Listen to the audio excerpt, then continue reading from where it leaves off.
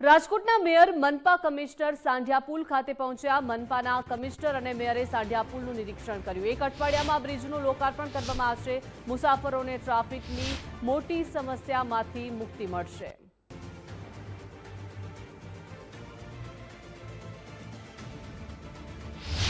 ત્રુટિઓ બધી પૂર્ણ થઈ ગઈ છે એવું સ્પષ્ટપણે માલુમ પડી રહ્યું છે અને અમે હવે લોકાર્પણની દિશામાં અત્યારે જઈ અને કમિશનરશ્રીને અમે બધા બપોરે બેસવાના છીએ અને તુરંત જ બપોરે લોકાર્પણની તારીખ જાહેર કરી દેવામાં આવશે। સમય માગ્યો છે, હર્ષભાઈ સમય આપશે એટલે અમે તમને જાણ કરી દઈશું। આજ બપોર સુધીમાં અમે લોકો લોકાર્પણની તારીખ જાહેર કરી દઈશું અને અમે પણ હવે અમને સંતોષ થઈ રહ્યો છે કે હવે બ્રિજ લોકાર્પણ માટે ખુલ્લો રાખી શકાય એમ છે।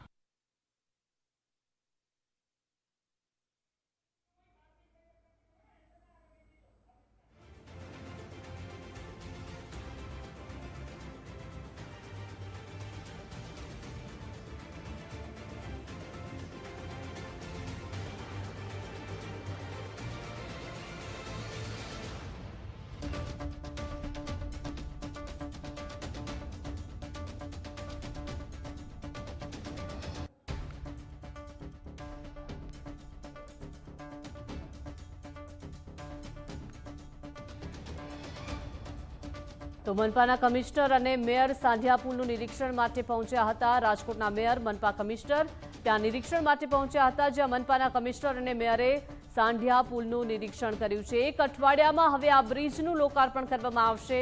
ઘણા સમયથી આ બ્રિજ લોકાર્પણ માટે અટકી ગયો હતો, પરંતુ હવે એક અઠવાડિયામાં આ બ્રિજનું લોકાર્પણ કરવામાં આવશે। મુસાફરોને ટ્રાફિકની જે મોટી સમસ્યા સર્જાઈ હતી, આ સમસ્યાને નિવારવા માટે આ બ્રિજનું નિર્માણ કરવામાં આવ્યું છે અને આખરે હવે એક અઠવાડિયામાં જ આ બ્રિજનું લોકાર્પણ કરવામાં આવશે। મુસાફરોને ટ્રાફિકની મોટી સમસ્યામાંથી હવે એક અઠવાડિયા બાદ મુક્તિ મળશે, કેમ કે રાજકોટના મેયર મનપાના કમિશનર આ સાંઢિયા પુલ ખાતે પહોંચ્યા હતા। તમામ નિરીક્ષણ કરવામાં આવ્યું અને હવે સાંઢિયા પુલનું લોકાર્પણ થશે। એક અઠવાડિયામાં આ બ્રિજનું સત્તાવાર રીતે લોકાર્પણ કરવામાં આવશે। મુસાફરો માટે ટ્રાફિકની મોટી સમસ્યામાંથી હવે મુસાફરોને મુક્તિ મળશે।